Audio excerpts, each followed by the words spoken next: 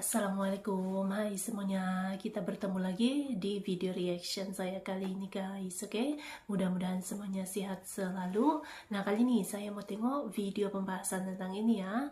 Kenapa orang Indonesia bisa bahagia walaupun mempunyai pendapatan yang sederhana. Jadi inilah dia luar biasanya gitu ya.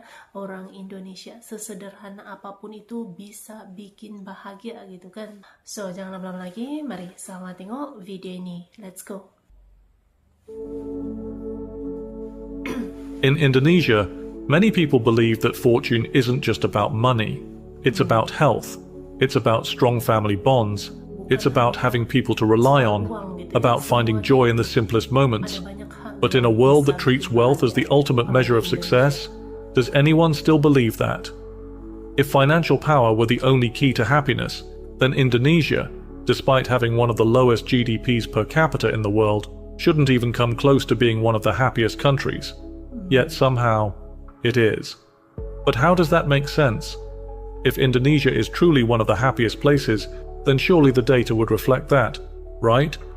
Because when I was researching about happiness for another video, I stumbled upon an image that ranks Indonesia as the second happiest country in the world. This one image caught me off guard instantly. Not because Indonesia doesn't seem like a happy place, but rather because I'd never seen it ranked that high before.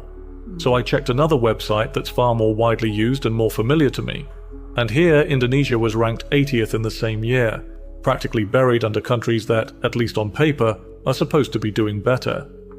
This got me thinking, how can the same country be seen as both happy and unhappy at the same time? How can two different ways of measuring happiness produce results that contradict each other so drastically? And maybe more importantly, which one is right? But before we go deeper into the video, let me ask something, especially if you're Indonesian. Would you consider yourself happy? I mean, not in the way surveys measure it, of course, not in terms of current GDP or political stability as well, but in your own personal life, on a day-to-day basis. Do you feel content with your life? Or is there something that makes you second guess if things are as good as they should be? Because by macroeconomic and political standards, Indonesia isn't supposed to be one of the happiest countries in the world, and yet, depending on how we measure happiness, it somehow is. So, which version is real? If life were measured by numbers alone, Indonesia's economy would tell a simple story. With a GDP per capita of just under $5,000, ranking 118th in the world, the difference is staggering compared to the United States at over $80,000 or Singapore at $82,000. Logically, this should mean a lower quality of life, fewer opportunities, and, by extension, much less happiness. But when you walk through the streets of Jakarta, the beaches of Bali, or the small villages of Yogyakarta, the reality is different. People laugh easily, they joke with strangers, they sit together on sidewalks, sharing food, stories, and time, without any rush to be somewhere else. Happiness, it seems, isn't dictated by economic power alone. The 2024 World Happiness Report ranks Indonesia 80th out of 137 countries. Not at the top, but still higher than many wealthier nations. Germany, for example, has seen a decline in happiness despite its high GDP, falling to 24th place. Meanwhile, Turkey, with a GDP per capita of $13,000, ranks far lower than Indonesia at 106th. These numbers challenge the assumption that wealth automatically leads to well-being. I think one reason for this is a strong sense of collectivism that Indonesians have. A 2023 study by Meta and Gallup found that most young people in Indonesia feel they receive the support they need from family and friends. This research also aligns with Geert Hofstede's cultural dimensions, which ranks Indonesia as a highly collectivist society, where success and hardship are seen as shared experiences rather than individual struggles. They have a deep-rooted culture where people don't struggle alone, where a neighbor's problem becomes the community's concern, and where financial hardship is softened by a deep-rooted belief that life is meant to be shared. There's a Quora post from someone I assume is Indonesian who said that there's an old belief that if my neighbor became a thief because he is hungry and I do not help him, I am also guilty for his thievery. This post alone can pretty much sums up the collectivism value in Indonesian society. Religion also plays a big role in Indonesia, About 87% of the population is Muslim, while the rest follow Hinduism, Buddhism, Confucianism, or Christianity, both Protestant and Catholic. But here, faith is more than just personal belief. It shapes traditions, guides daily life, and strengthens the sense of community. When you're in Indonesia, you can see it everywhere. Mosques call people to prayer 5 times a day. Churches hold Sunday services where entire families gather. Hindu rituals in Bali fill the streets with offerings and ceremonies. Buddhist and Confucian temples stand as places of reflection and guidance. No matter the religion, there's a shared belief that life is meant to be lived with kindness, gratitude, and responsibility toward others. That's why gotong royong, or the Indonesian version of mutual cooperation, isn't just a cultural value, it's a way of life. Helping someone in need isn't seen as charity, it's just what you do. If a neighbor struggles, you step in.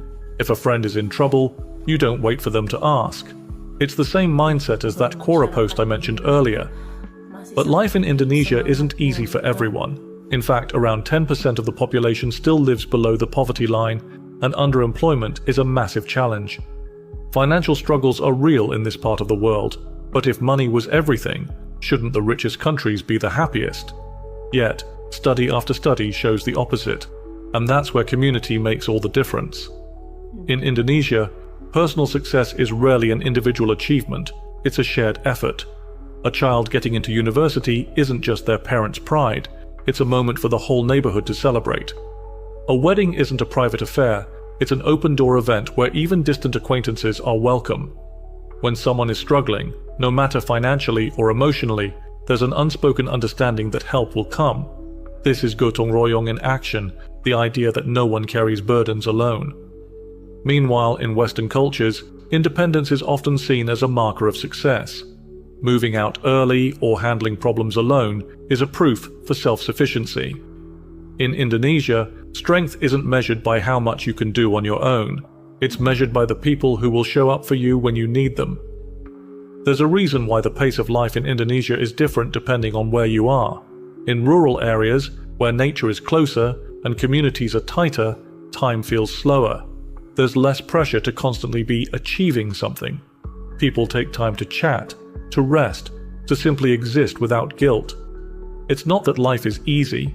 In fact, many people still rely on unstable incomes, but there's a rhythm to daily life that feels more sustainable. In urban centers, especially in cities such as Jakarta, Bandung, and Surabaya, we can see a different side of Indonesia, a side that's constantly moving, adapting, and competing. The cost of living is much higher, the workdays are longer, and traffic alone can drain hours from someone's life. Yet even in these cities, collectivism is still thriving, and gotong royong still finds its way into daily life. Take Kerja Bakti, for instance, a tradition where entire neighborhoods come together to clean their neighborhood without any government order, without any payments. They just do it because they have a shared understanding that some things are best done together. The contrast between urban and rural happiness of Indonesia isn't just about the lifestyle alone, it's mostly about expectations. In big cities, the desire to chase more can create a restlessness that's harder to satisfy. But in smaller towns, where ambitions are measured in community rather than competition, contentment comes easier. So, if money and wealth were really the deciding factor, places with the highest GDP per capita should be the happiest. Yet, time and time again, reports show that wealthier nations struggle with loneliness, burnout, and declining mental well-being. Japan, for example, is one of the richest countries in the world, yet social isolation is such a widespread issue that the government had to appoint a minister of loneliness. The US, despite its economic power, also faces rising levels of anxiety, stress, and dissatisfaction, especially among younger generations. Maybe the problem isn't wealth itself, maybe it's how it's used, the expectations it creates, and what people give up to get it. When life starts feeling like a transaction, when you're trading time for money and treating relationships like deals, it gets harder to feel real happiness. Indonesia's lower GDP per capita means fewer luxuries, fewer conveniences, and fewer opportunities for extreme financial success. But it also means success isn't measured by burnout. People work hard, but they don't define their worth by endless competition. Instead of chasing status, there's a stronger focus on relationships, community, and a sense of belonging. None of this means Indonesia is a utopia. People still struggle financially. Inequality is real, and modern life is shifting traditional values. But if there's one thing that hasn't changed, it's generosity. Despite their financial struggles, Indonesia has been the world's most generous country for 7 years in a row since 2017, according to the World Giving Index. Even in hardship, people keep giving. Some give money, some give their time, and others offer a helping hand. It's proof that wealth isn't the only measure of abundance. But as cities grow and digital culture reshapes how people interact, happiness in Indonesia is changing too. The younger generation is more connected than ever, but somehow they feel lonelier. Social media takes the place of real-life gatherings. Hustle culture pushes people to move fast, leaving little time for community. The very collectivism that once held people together, it's now being tested. It's not that people are abandoning traditional values, but the demands of modern life are making them harder to maintain. In Jakarta, a city where millions spend 3 to 5 hours a day in traffic, finding time for meaningful social connections can feel like a luxury. Economic aspirations push people to chase personal success in ways that sometimes come at the cost of relationships. And at the same time, Indonesia is facing a growing mental health crisis too, an issue that wasn't openly discussed in the past. The 2023 Indonesian Family Life Survey found that stress and anxiety levels are rising, especially among young people, mirroring global trends. Traditional support systems still exist, but they're being tested by a world where problems are no longer just personal or communal. They're digital, global, and often overwhelming. Despite these changes, some things remain deeply embedded in Indonesian culture. Religion, family, and community are still central to daily life.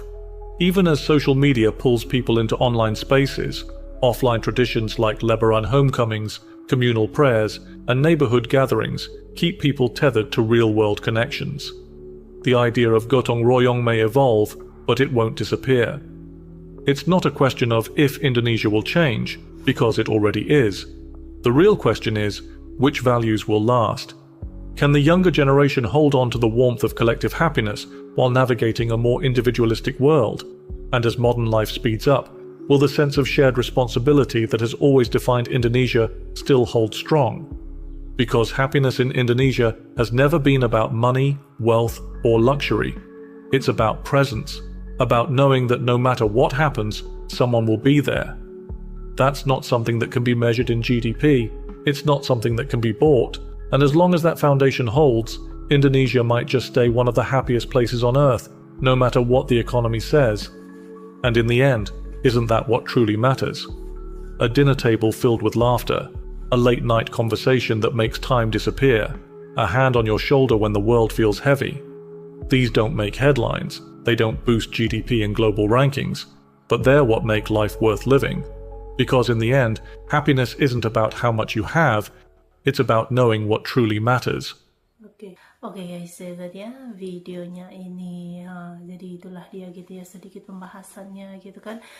Bagaimana Indonesia ataupun orang Indonesia ini bisa tetap bahagia gitu, walaupun dengan mungkin pendapatan yang kecil ataupun sederhana gitu ya, tapi disebabkan adanya community sosial, kehidupan sosial yang sangat tinggi, bermasyarakat gitu ya, yang sangat baik di Indonesia gitu. Jadi bukan hanya semata-mata sebab uang gitu ya, tapi ada faktor-faktor lain yang menyebabkan orang-orang Indonesia masih tetap bisa bahagia, sesederhana apapun itu, sekecil apapun itu dia punya pendapatannya gitu kan. Jangan salah gitu ya, sebab Indonesia pun sudah berkali-kali gitu menduduki peringkat teratas sebagai negara paling dermawan di dunia. Ini dia yang membuktikannya itu ya. Kebahagiaan itu bukan hanya semata-mata uang gitu ya. Memanglah kita perlukan uang gitu kan, tapi kalau kita lihat Indonesia gitu ya, orang Indonesia itu memang suka menolong gitu ya. Bukan hanya di dalam negeri tapi juga di luar pun sangat aktif gitu untuk membantu, untuk menolong gitu ya. Dalam apapun keadaan gitu ya, tapi orang-orang Indonesia ini dapat mencari sebuah kebahagiaan yang sederhana gitu kan. terbaik. So, terima kasih banyak sebab kamu sudah menonton video ini. Jangan lupa untuk subscribe, like, komen, dan juga share ya. Kita bertemu lagi di video reaction saya yang seterusnya. Assalamualaikum.